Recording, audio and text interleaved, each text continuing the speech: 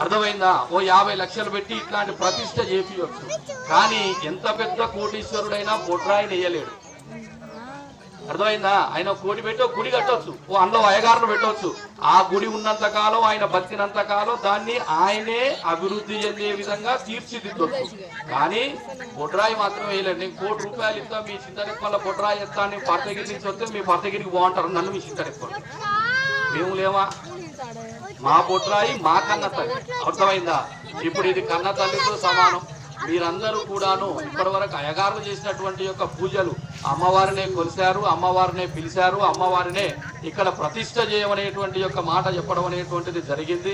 కావున మీ అందరూ కూడా భక్తులందరూ కూడాను మనస్ఫూర్తిగా భగవంతుని యొక్క ధ్యానం అనేటువంటిది చేయాలా, భగవంతున్నే పిలవాలా, భగవంతున్నే కొలవాలా, భగవంతున్నే వచ్చేసి మనం ఇక్కడ ప్రతిష్ట ఈ స్థలం లోపల స్థిర ప్రతిష్ట కావాలని చెప్పేసి మనందరం కూడా ప్రార్థిస్తాం.